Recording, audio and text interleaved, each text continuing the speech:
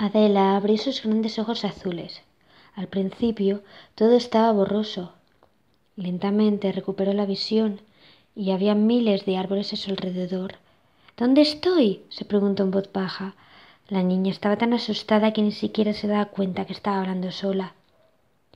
Comenzó a recordar. Horas antes de perder el conocimiento estaba jugando al escondite en el claro del bosque con su hermanita pequeña Angélica. —Angélica, Angélica, sal de tu escondite, ya es muy tarde. Intuyó que pronto anochecería, así que continuó insistiendo. El juego se ha acabado. ¿Quieres que madre se enfade? Adela continuó llamándola mientras se secaba las lágrimas, hasta que el sol dejó de mostrarse en el horizonte. Ahora la luna llena había ocupado su lugar y alumbraba como un faro en medio de tinieblas. La niña siguió andando. Su voluntad le animaba a continuar buscándola hasta que su cuerpo dejó de responderle y cayó al suelo agotada. Se intentó levantar, pero estaba demasiado débil, tremendamente torpe. Sacudió su vestido blanco manchado de barro y sangre. De nuevo quiso levantarse, pero volvió a fracasar. Aquella noche de verano del 1942, Adela, apoyada en el tronco de un árbol, cayó en brazos de Morfeo. 3 días después, fue encontrada deshidratada y prácticamente muerta. Durante años, la gente habló de lo ocurrido. ¿Qué pasó aquel día? Era la pregunta que todos se formulaban. El misterioso caso nunca se resolvió. Angélica nunca volvió a casa y en el bosque no estaba su cuerpo, ni siquiera una pista. Cada noche a Adela se le aparecía su hermana en sueños. La pobre chiquilla se despertaba sudando, con el corazón en un puño. ¿Cómo puedo ayudarte, Angélica? ¿Intentas comunicarte conmigo? ¿O tengo tantas pesadillas porque no me siento culpable de tu desdicha? Adela a veces formulaba estas preguntas en voz alta. Quizás así dejaba de sentirse tan sola. Tenía la sensación de que Angélica la podría escuchar mejor. Una noche la dulce niña tuvo un sueño tan escalofriante y detallado que quedó grabado en su mente para siempre. Le hizo plantearse que probablemente su hermana estaba muerta, pero antes de dejar este mundo quería comunicarse con ella. Le horrorizaba la idea. ¿Angélica, un fantasma? Que tiene un asunto pendiente. En el sueño aparecía el cuerpo inerte de Angélica, arañado, magullado, desnudo. Sangre y moratones afeaban su pálida piel. Prácticamente no le quedaban uñas y su pelo dorado se había apagado.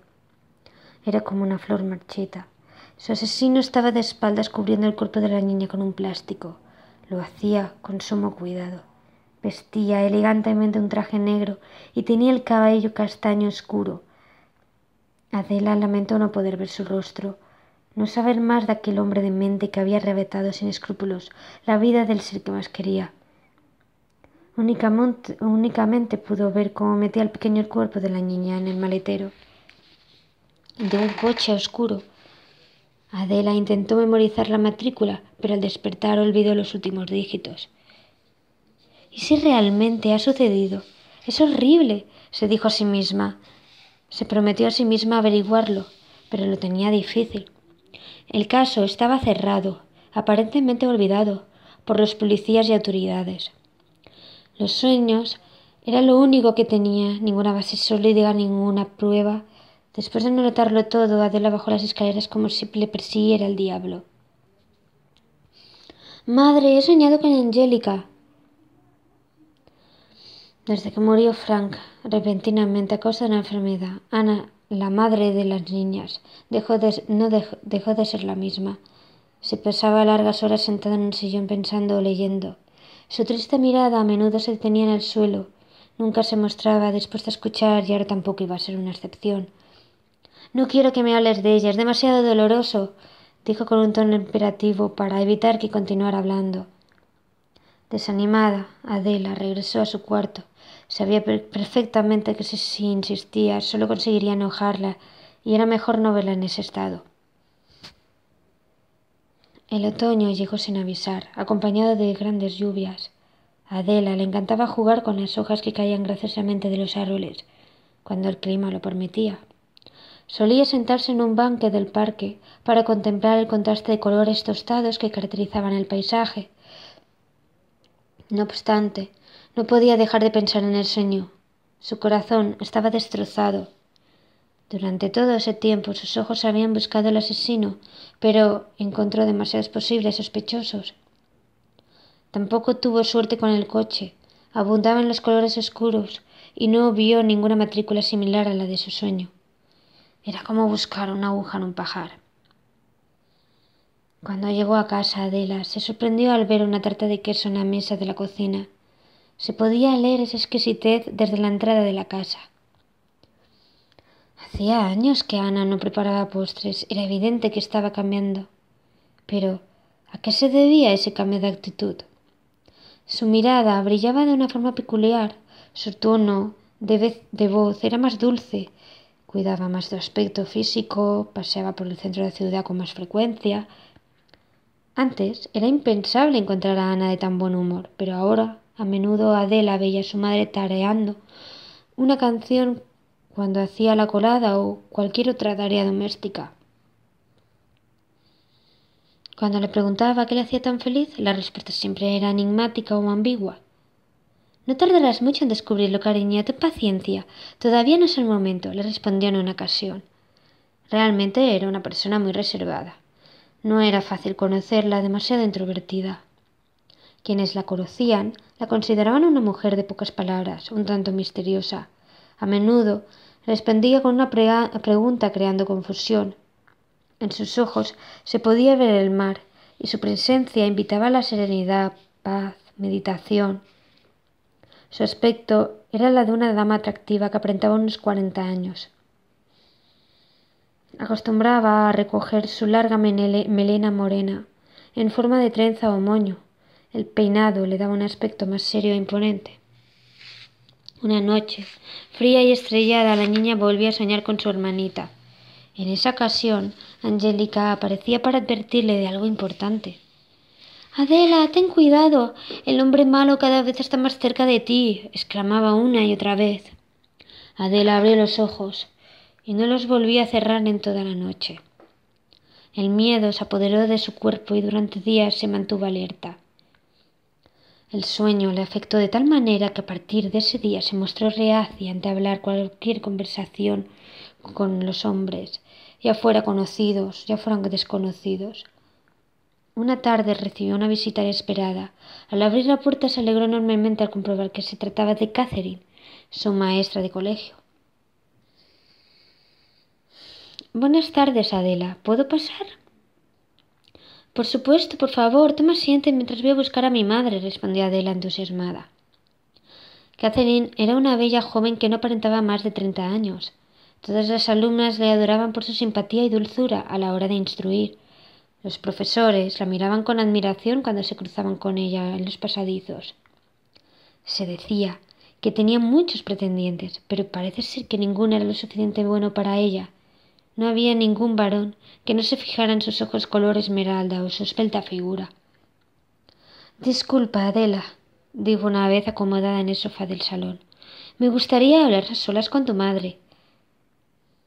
La niña dejó una bandeja llena de pastas en la mesita y miró de reojo a la maestra. «Entiendo. Si me necesitáis, estaré en mi habitación». Adela no pudo ocultar su decepción. Esperaba pasar más tiempo con la invitada. Se privó de preguntar a qué se debía la visita.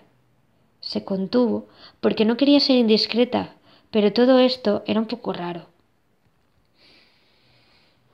«Señora Ana, estoy aquí para hablar del extraño comportamiento que últimamente está mostrando tu hija. Siempre había sido una estudiante ejemplar, pero su rendimiento académico ya no es el mismo. Ha bajado considerablemente. Se duerme en clases, no hace los deberes, no atiende las lecciones, siempre está distraída y ausente». Caterina bebió un sorbo de té para aclararse la voz antes de continuar. «Tiene que entender que lo ha pasado muy mal. Estaba muy unida a su hermana pequeña». «No es lo único que tenía que decirla. Me preocupa más otra cosa. Se muestra distante, poco social, extremadamente reservada y además he detectado rasgos obsesivos en su personalidad. Es como si fuera otra niña y ya casi no la reconozco». Ana la miró con asombro. Cierto que veía que su hija había cambiado, pero no hasta ese punto. ¿Rasgos obsesivos? ¿Podría concretar más? Preguntó con incredulidad. Ayer me di cuenta que estaba escribiendo algo que no tenía relación con el temario que estaba dando, vaya. Al acercarme disimuladamente y mirar de reojo hacia su pupitre, pude ver una lista. Catherine dio otro sorbo de té. ¿Una lista de la compra? ¿Una lista de amigas para invitar a su cumpleaños? Ana se impacientaba. No. El documento tenía el siguiente título: Posibles asesinos. Creo que está convencida de que Angélica murió asesinada y está obsesionada con el tema. Además, he observado que últimamente solo se relaciona con profesoras y evita acercarse a los hombres. Su conducta es anómala, impropia, teniendo en cuenta que solo tiene 12 años. Francamente, estoy muy preocupada. Le aconsejo que la observe y procure pasar más tiempo con ella. Si su comportamiento no mejora, plantéese llevarle a un especialista, porque podría tener alguna patología. Ana se puso las manos en la boca. Le costaba digerir la noticia. Minutos más tarde, acompañó a la maestra hasta el recibidor y le estrechó la mano con suavidad. Agradezco mucho su visita. Ha sido muy amable. Un placer, señora. Mi deber como maestra es preocuparme por mis alumnos y aprecio mucho a su hija. Despídase de ella por mí, hágase ese favor. Cogió su paraguas y se marchó. Ana se quedó mirando la puerta sumergida en sus pensamientos. Tras mucho meditar, se le ocurrió la maravillosa idea de planear algo innovador para el fin de semana. Consideró que había llegado el momento de hacer saber a Adela el motivo de su felicidad. Sugirió a la niña que se pusiera mejor de sus vestidos el sábado por la noche. Tengo una sorpresa preparada para ti. Te va a encantar y quiero que estés radiante, dijo sonriendo. Adela estaba emocionada, saltaba y bailaba de felicidad. Escogió un vestido azul marino para la ocasión. Le encantaba ese color. Ana observó a su hija con orgullo. Parecía una muñeca de porcelana con esos rizos de oro y esa indumentaria. El pelo le hacía más adorable. Una parte de su pelo estaba recogido con un pequeño lazo del mismo color que su vestido. Su risa aún embellecía más su rostro. Daba gozo verla así. A Ana le hubiera encantado inmortalizar ese momento. Ahora vendrá alguien muy especial para mí. Es una persona fantástica que nos invitará a cenar al restaurante más caro de la ciudad. Seguro que te va a caer bien. Es un ejemplo a seguir. El altruismo personificado. Mañana te esperará otra sorpresa. Iremos a un parque muy bonito, dijo Ana mientras retocaba el peinado de la niña. A medida que pasaban las horas, Adela estaba cada vez más impaciente. Hacía tanto tiempo que no iba a un restaurante. Cuando el antiguo reloj del comedor tocó las 8, sonó el timbre. Es increíblemente puntual, dijo a su hija sorprendida. Al abrir la puerta, un hombre apuesto, muy apuesto, le saludó cortésmente y robó un beso a su madre. Por eso estaba tan contenta. Se ha enamorado, dijo para sus adentros Adela. La niña se alegró por su madre y examinó más detenidamente a quien podría llegar a ser su futuro padre. Parecía una estrella de cine demasiado perfecto para ser cierto. Un hombre alto, corpulento, con una sonrisa seductora. Su pelo castaño oscuro estaba perfectamente peinado hacia un lado y tenía un gusto exquisito para vestir. Llevaba un elegante traje de color negro que le favorecía y que le combinaba con sus brillantes zapatos. Cariño, te presento a Sebastián, jefe de policía y un importante empresario. Mucho gusto, señor. Algo en su mirada no le acaba de convencer. El misterioso hombre les acompañó hasta su lujoso coche. Adela se quedó petrificada al comprobar que era exactamente igual al vehículo de su sueño. Miró disimuladamente la matrícula. Los números coincidían. Adela, ¿qué te pasa? Entra en el coche o llegaremos tarde, dijo su madre nerviosa. La niña no podía moverse. Los músculos los tenía engorrotados. El corazón le latía demasiado fuerte y cada vez que estaba más y más pálida. Notaba que se iba a desmayar en cualquier momento. «Oh, Dios mío, ¿qué voy a hacer?», susurró.